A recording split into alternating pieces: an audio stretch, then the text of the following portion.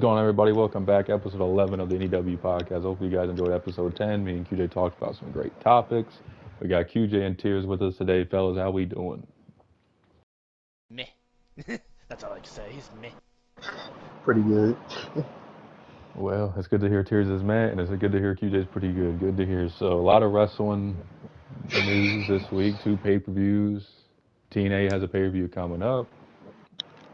AEW's already planning their next pay-per-view. We got Ospreay against Swerve, which that should be very fun, I will say. Not sure what the direction will be for that. Pain and suffering for the Yes. fans, but enjoyment for us. Oh, yeah, very enjoyable. So we have a new partnership. I guess you can call it new. Well, they worked together before, but it looks like they're going to be working together in a bigger capacity. TNA and WWE. Jordynne Grace showed up in NXT. She is the TNA Women's Champion. She's going to be facing Roxanne Perez at the next TakeOver. And it's intriguing that a lot of fans and wrestlers think she might actually win, and WWE could get a lot of people talking. So, Tears, I'll start with you. What do you think about this partnership, and do you think Jordynne Grace should beat Roxanne Perez to get some people talking? I like the fact like they're just embracing it now, because like when we had Mickie James show up and she was TNA champion in that one Royal Rumble, I can't remember which one it was at this point. That was just more like a nice little gesture. But here is just like it feels like it's more in your face because she's actually putting the championship on TV display or NXT display, whatever you want to call that. I don't know why I said TV display.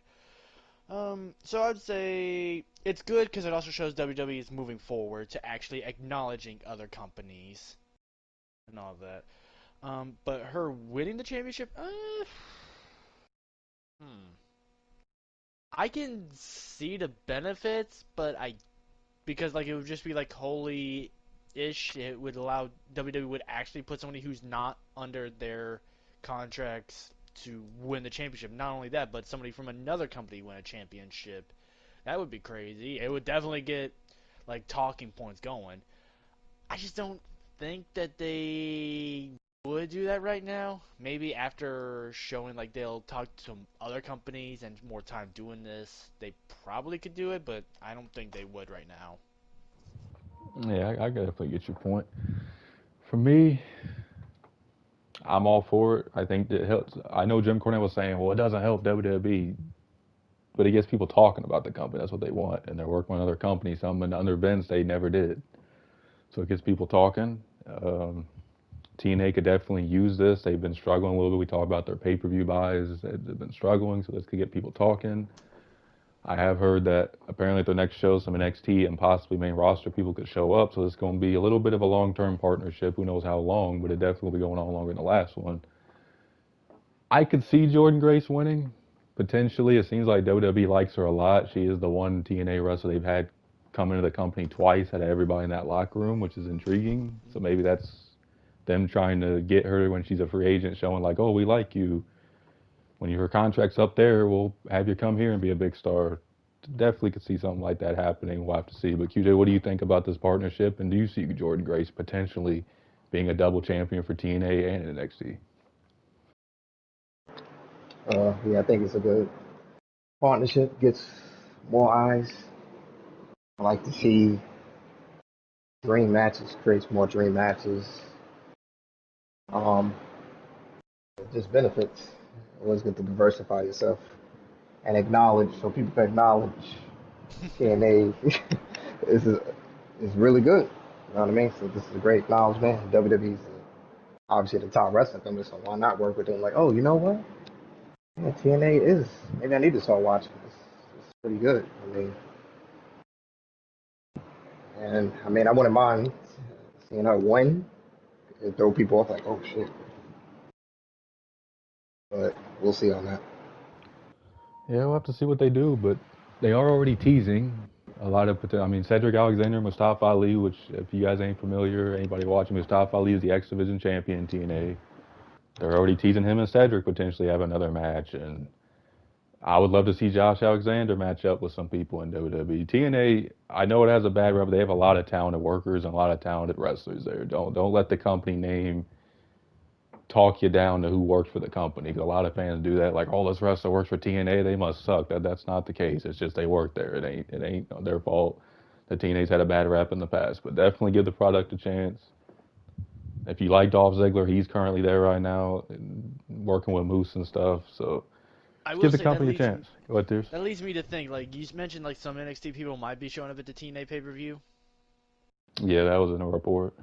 I'm wondering how people like Nick Nemeth would feel about that, to where like as soon as he shows up at that company, all of a sudden like they're doing partnerships with WWE. It's just like, okay, nobody cares how I feel about this, because it just leads me to think to where like, do you think like certain people, because yeah, we talked about like in the past, like jokes aside, like TNA signing ex WWE people. How do you think that would make people feel? Like this company that you used to work for is now doing business with your current employer. Uh, I don't know how Dolph would feel or Nick Nemeth would feel. I know he's talked about how he wanted. He's the one who asked out of WWE from Vince. That he said, I'm not being used here. I feel like I can go contribute somewhere else. You know, he said Vince promised him a job for life there and all that, but he said he just, he felt like the time was now to get out of there. So maybe he just was not with the Vince booking of it or something. I don't know. I mean, it's interesting how some of these wrestlers would feel about it, but I think it helps all involved. Even if Nick Nemeth makes an appearance in WWE like a one-off, I don't think he'd be against it. But I mean, we'll see. I mean, it's definitely an intriguing possibility. And WWE does want to work with New Japan. I've heard numerous times. I don't know if that's actually going to happen, but It needs to. definitely be intriguing for sure. Because apparently Nick I Khan really wants to work with them. He's been really talking with them and wants to make something happen. So I would I think it needs to be done a certain way if WWE works with New Japan. I first would need to see what names they would work with. I guess for me. yeah, that's understandable. Like probably be best to send a lot of workers over there, not just anybody. But Yeah. we'll have to see. But very intriguing. So AEW had a pay-per-view.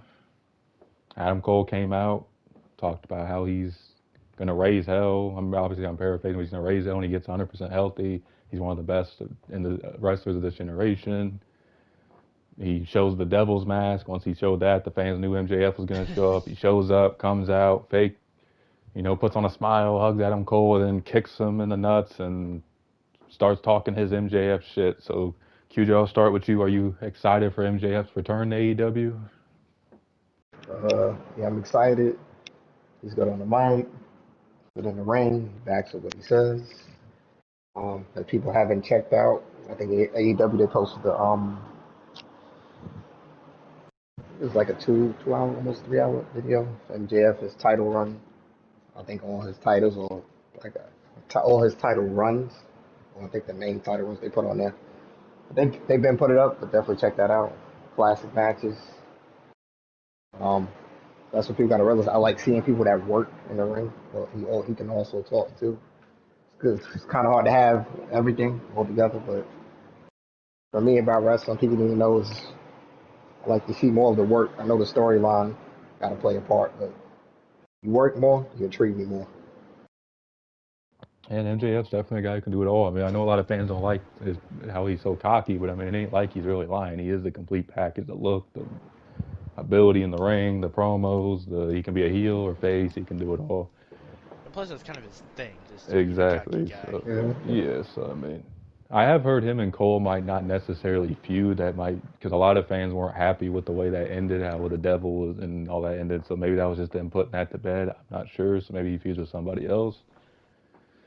But I mean, he's like MJF or hate him. He's the biggest star in that company right now. I don't care what people say. He's the biggest, most marketable guy you could put on that company's back. And I'm happy to see him back. He can do it all. He's super over right now as a baby face. I guess he's considered a baby face. Not really sure. But Tears, what do you think about him returning to AEW? I think it's definitely a need because he's one of the more AEW prominent faces.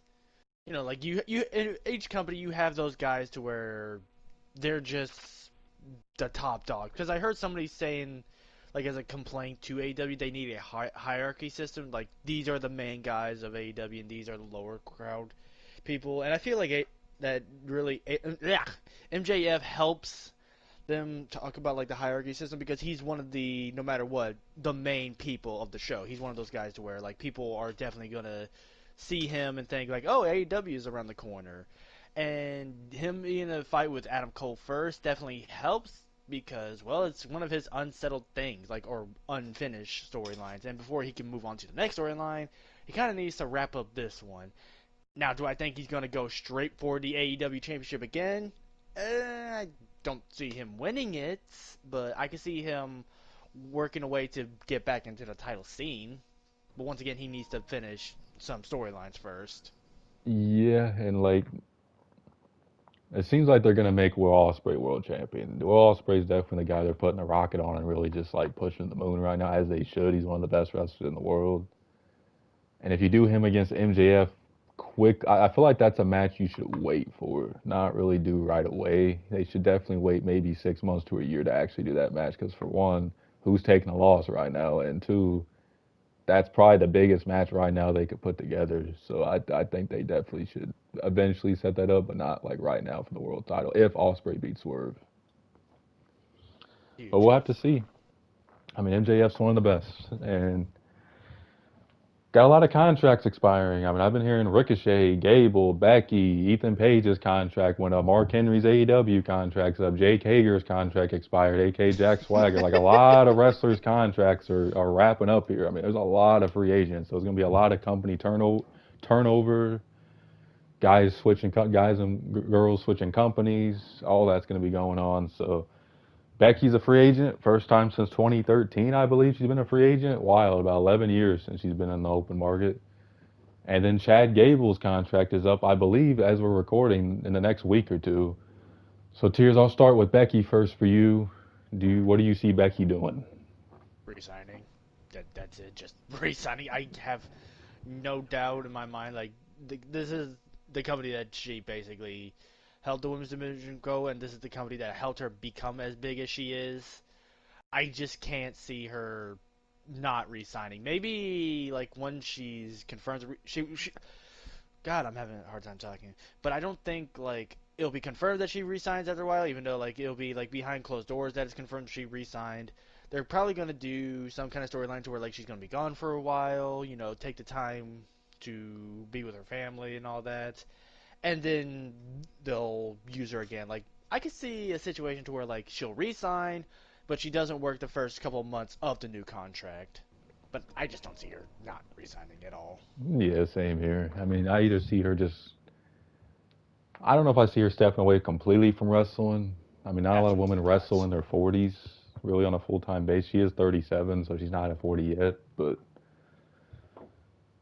yeah, I probably see her signing probably on a less date deal, probably like less dates, and maybe she just does like matches here and there. Maybe I could see something like that. What do you think about Becky and what's next for her?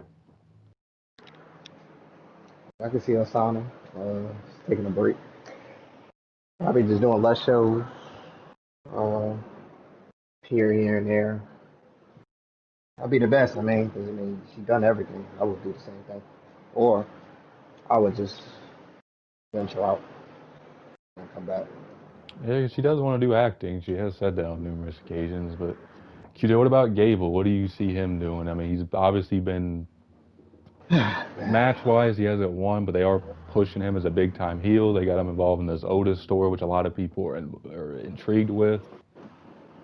I mean, a lot of people are saying this heel Gable run's going to feed families, as they like to say. They really are into his heel character and what he's doing right now. So do you see him re-signing with WWE, or do you see him potentially exploring his options?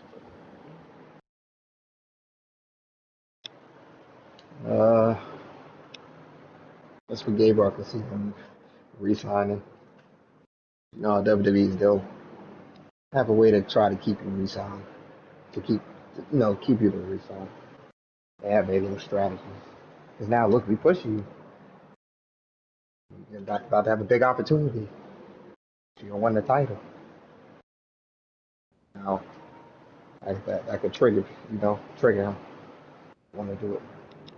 Yeah, they might say something like that to him. Yeah, I'm in the same, but I don't really see Gable leaving right now. He's kind of being booked the best of his career right now. I don't really see why he would say, oh, you know what, F it, I'm just gonna go somewhere else now. Like, you just don't really see it. But Tears, what do you see Gable potentially doing? I guess see him resigning, but probably for a shorter contract for now. Because, like, yeah, they just gave him a new storyline. It seems to be really revving up for him. So I can't see him not resigning, but I feel like he's smart enough to know, like, okay, I'm going to make my contract shorter to see if this storyline does not play out, then I don't have to be here for another 4 years or so. So probably like a 3-year deal maybe, or a 2-year deal, you see? Yeah, like to just see how this storyline goes and if it leads to anything that he is happy with. And when his contract does expire, then he can decide like that will be the moment to where like if he'll stay or leave for somewhere else. Yeah, I definitely agree. I think he'll definitely resign. Probably, like you said, a short-term deal and see where his story and his character and his booking goes. Huge fan of Gable though. I hope he wins a singles belt. It's still crazy he hasn't won one at all on the main roster up to this point. It's just he's too talented a guy. Ridiculous. Yeah, Let's keep in mind like his only main card title has been a tag team belt with Bobby Roode. yeah, that's just insane. But Yeah. Vince He don't hasn't like even small held a US guys, belt. so Hmm. I mean, we had we shall not talk about nickname for him when he had that. yeah, we ain't gonna get that garbage gimmick they gave But him. some would say Ray was small. What's the difference? He didn't have that nickname. Yeah, and Ray, I don't Rey know Mysterio what. had world titles. Yeah, and Ray, I guess I think the difference is Ray sold merchandise. That's what Vince's like Yeah. main thing with Hmm. him was. Yeah, but we're gonna talk about Sasha Banks, aka Mercedes Moné. There's Hmm. been a few older workers in WWE. I think one of them was Jonathan Coachman, and the other one was a person I can't even think of their name. They recently did an interview talking about her and how she had a bad rep backstage, how she wasn't pleasant to work with, how she just had a bad reputation, a bad attitude. So, Tears, does that surprise you to hear that? I mean, that's been talked about for years, how she's kind of been a little bit rude to fans and maybe to other wrestlers or backstage workers. What do you think about them saying that about Mercedes, aka Sasha? Honestly, at this point, I'm not surprised to hear that because, like, even way back when she was still in WWE, like the NXT Women's Champion, we've been hearing like rumors that she's had a bad case of how am I gonna word this? She's just not been a good person backstage, and like over time, like we went from we're not too sure about that to we hear that by everybody to now it's just like well yeah it's to be expected with her unfortunately nowadays. Like it's just not surprising to hear people talking about that. Now, do I think it's the most shocking thing in the world? Not really. Like we've heard people like even have worse attitudes backstage than her. Is it sad to hear that she's not as nice as people want to say she is? Yeah, but it's just to be expected, man. Yeah, and honestly, like I'm a huge fan of her work and character, and I feel like this happens a lot where like people get a big ego and they think, oh, I'm being booked good and I'm been multiple time champion and I'm young. I mean, she's only like 32 right now. I mean, she's been wrestling in WWE since she was like 20. I mean, she's still in her prime. But like I think it's kind of the case of like with Randy Orton, where you get pushed at such a young age, you kind of get such a big ego and you think you're untouchable and you think you're above everybody and you think nobody can tell me what to do and blah blah blah. I think that's kind of got to her head a little bit. And I've had some fans argue with me on Bleach Report because I said Sasha thinks she's the greatest of all time, and some will, oh, it's just her staying in character. No, I do believe she thinks she's the greatest of all time. She's said it on multiple occasions. She believes she's the greatest of all time. She says it all the time. So I just think she's just gotten a big ego from being pushed to the top at such a young age, and it's gotten to her head. But QJ, I know you're a fan of Sasha and Mercedes. What do you think about them saying she has a bad rep in the WWE locker room in the last few years? I mean, Sasha, I mean, you get a lot of opportunities, you're getting a lot of, got a lot of stuff, you know, receiving a lot. Gotta always keep your attitude in check, always stay positive. And that's a lot of people. I know, I know. You get a lot of things they think they're the best, they're untouchable. I still keep that same attitude. So she gotta work on that. Yeah, because it seems like it's gotten her a really bad reputation. But I mean, And I don't know. I mean, hopefully in AEW she gets her shit in order, but Tony Khan gives a lot more freedom there than Vince did. I hope that's not a bad thing for her.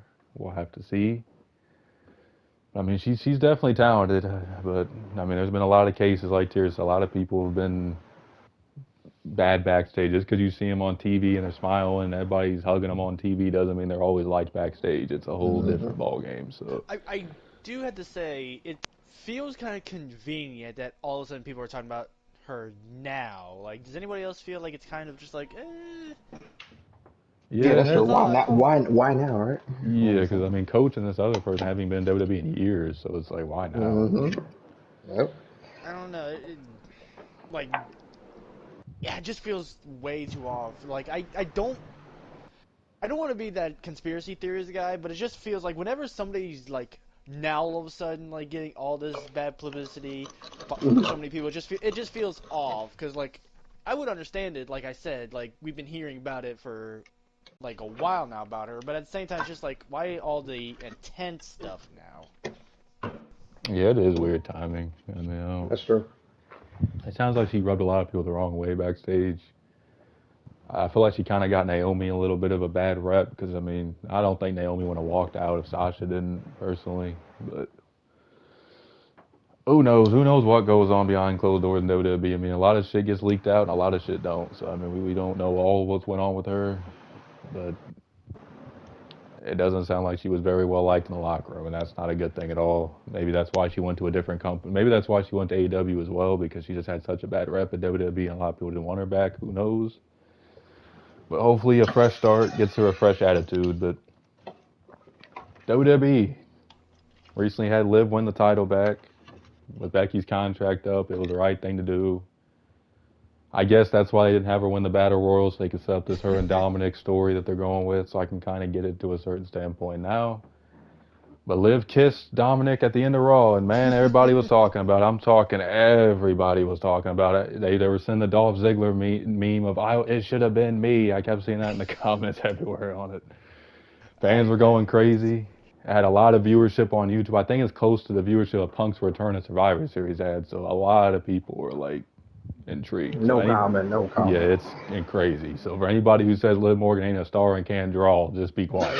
A lot of people are clicking and watching. So. But her and Dominic, I mean, she said she's gonna take it.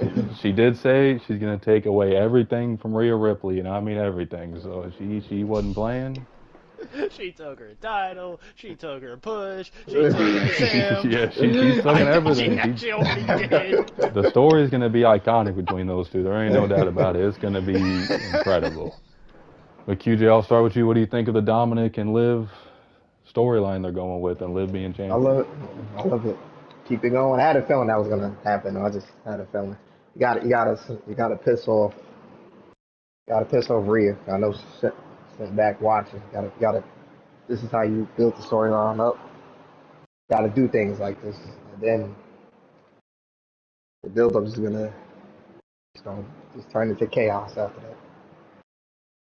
Yeah, it's going to be fun. I honestly miss when WWE does love angles. I feel like they haven't really done them as much the last few years. I know Liv's now single now. Maybe that's why she agreed to do this. Dominic just got married, so I guess his wife approved of him doing this. But Well, I will say the reason I would be against the love angles stuff, like you said, you missed them. For me, I was like okay with it because like the last couple times WWE did do them, they were not good. oh, that's under the Vince area. Absolutely, Vince did not. Like the Lashley and Lana love angle was complete garbage. Oh my gosh, that was horrible. I repressed that. Yeah, it was not very enjoyable. And then Russo's watching his real life wife kiss Bobby. It was just weird. But Tears, what do you think about the Dominic and Liv love angle? What do you think about it? I think it's fine. I think it's fun. Now, I will say my only negative is that, like, I remember talking about this a while ago before Liv won the belt, where, like, I feel like the reason Liv didn't win is because they didn't know how long Rhea was going to be injured, so they put it on Becky so that way they can have some time before they give Liv the belt.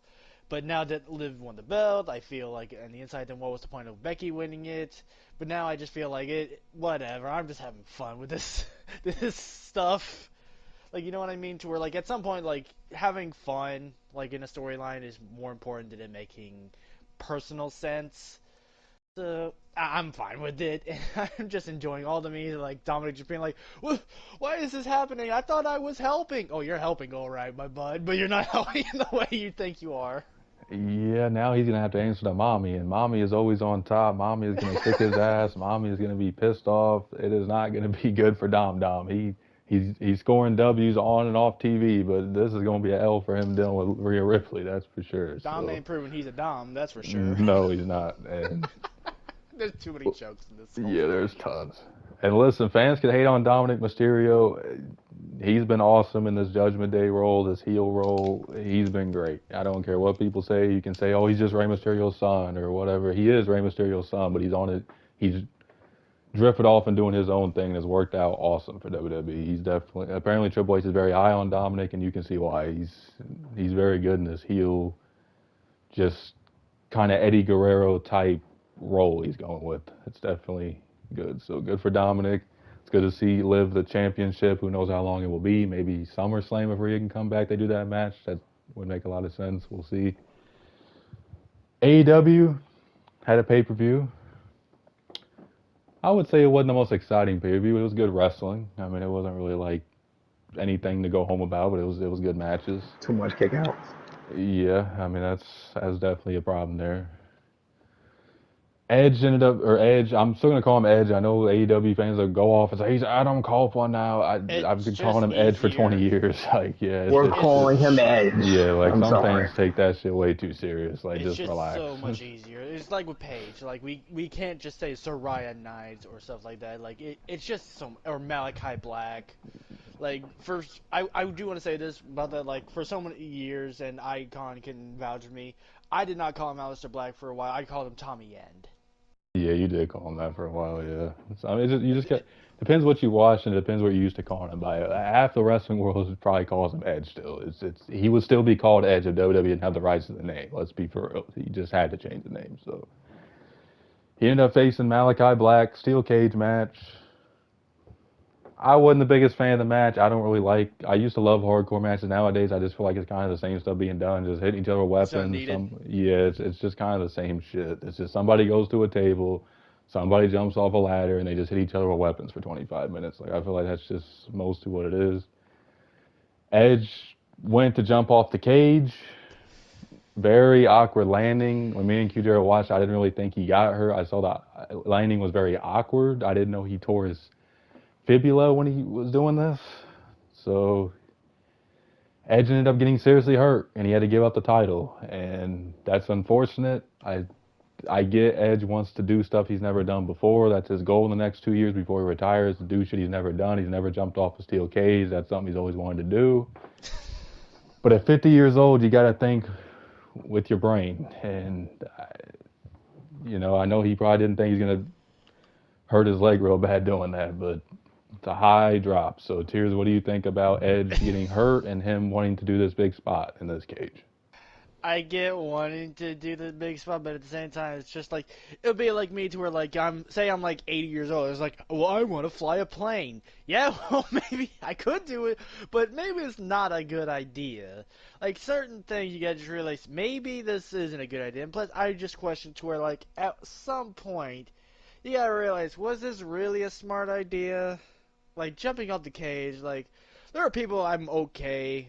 Well, not okay, but like in a sense, I mean, like, okay, I can see them doing it. Like when Matt Hardy did it, it fit. I wouldn't say do a leg drop at that time. When Jeff Hardy did it, that made way too much. How many times has Jeff Hardy jumped off the cage? Oh, more times than we can even remember. Right, but that works for him. Yeah, it's his style. The original jumping off the cage, Jimmy Snuka. At least I believe that's the original. That made sense because he was Jimmy Snuka at the time. But Edge, at this day and age in his career, jumping off the cage, at no point in my mind does that make any form of sense. This dude, if he was to be running at you, like getting ready for a spear with barbed wire on his shoulder to spear you, unfortunately to me that would make sense because he's Edge. Like yeah. I still remember there was a time period to where like he was just a menace to society. He was the original Orton menace in like 2007, 2008. But nowadays, just like, dude, this doesn't feel like an Edge match. This feels like something you're just doing to do a match. Yeah, I agree. I mean, I haven't really been in love with a lot of his AEW. I mean, even him and Christian and that no DQ, I just wasn't really a fan of the match. I just feel like it's just a bunch of weapons being used. It ain't really like exciting to me. Like I don't know. It's just Maybe they feel like his age is just not helping in his matches. Like maybe if they did a normal match for him, it wouldn't be as good because I don't know. Like I feel like there are certain companies where like when you have a really old wrestler, you try to make up for their faults of things they can't do. Maybe that's their answer. It's just like he's too old to be doing certain type of matches, so we got to give him like a handicap. yeah, potentially. Maybe he just don't want to do as much as he did before. I am personally not a fan of having him wrestle every week. I get that's something he wanted to do, but at his age and his injury history and his neck and everything, I just feel like he should still be doing matches once in a while. Personally, I just feel like him wrestling every week just isn't a good thing for him. I know fans love to see him, but Edge is an attraction, and I feel like he should be a guy you put in a match like every maybe 2 months or something, just to be like, oh, he's wrestling this guy. It's a big deal. Now we just see him every week, and it's just like he's just another guy on the roster at this point for me. And I get why he went to AEW. I'm not against it because I mean, like he said, he's accomplished everything there is to do in WWE, and he just wanted to, be with Christian, and his daughter apparently wanted to see him wrestle with Uncle Jay and everything. So I think it's kind of a sweet story why he did it and everything, but he just needs to be more careful. That's all I can really say to him. I mean, just take care of yourself. I know you got 2 years left, but don't cripple yourself before you get to retirement because you have kids and you have Beth and everything. So just be careful. But I QJ, was what gonna do say you for think Dynamite about Kid. it? Oh, go ahead, Tears. I was gonna say like for example, Dynamite Kid who can't walk. Yeah, exactly. Like some guys just gotta take it easy. I know they want to do so they never done, but sometimes it's a good thing you never done it. And for Edge, just an example. But QJ, what do you think about him getting injured in that spot and his match with Malachi Black? Yeah, the match was all right, but we gotta go back to like for me, if I'm gonna use a weapon, I might as well do a move on the weapon. I'm not saying you can't hit the person with the weapon just regularly, but do some creative stuff, do some moves on the weapons, make me get on my feet more. Now Edge doing that spot. Hmm, personally, if I was him, probably would have did that on the. That probably would have been a final match. I do pull out something that never before seen happen. And yeah, Edge, you gotta just relax a little bit. You don't have to wrestle all the time. Just relax.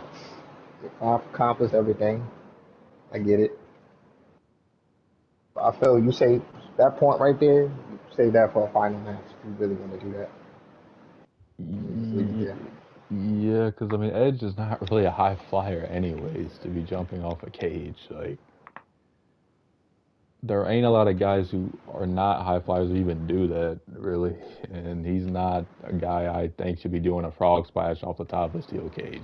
It's just, I will say I can see him taking a bump, like a push off spot off the Mhm. cage yeah, instead something of. like that, yeah. But I like don't. a I don't know if you've diver, been. nah.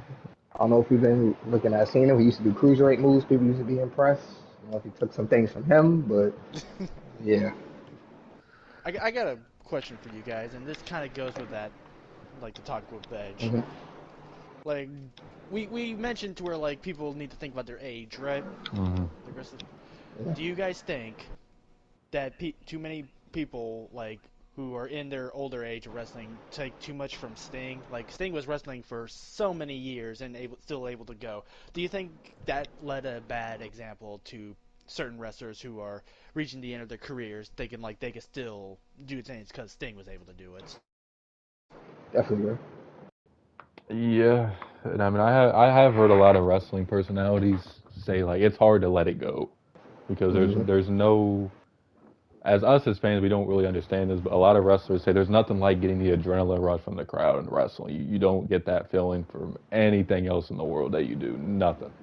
When you have 20,000 fans on their feet and you're emotional, that's why when some wrestlers get injured during a match, they still go because they're just so full of adrenaline they ain't really feeling the injury and everything. And so like guys who wrestle at such an old age, some of them don't want to let go. And I'm not saying that's Edge because he still can go at his age compared to a lot of other guys, but like it's just hard for a lot of guys to retire. I mean, that's why you see Ric Flair at 73 or whatever still wrestling a match, because it's just hard for guys to let this shit go. No. And remember Undertaker? You said it was Him terrible too. for him. He wrestled too far past his age, and he still thought he could go, and he couldn't. Like, yeah, it's just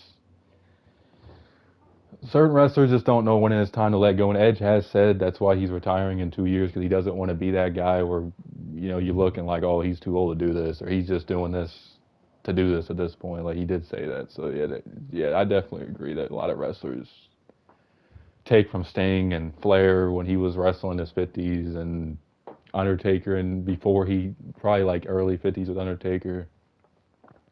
Yeah, I definitely agree. I mean, it's tough to let go of the business, but at a certain time your body shuts down. It's just like any other sport or any other profession. You have to know when it's time to call it quits. So,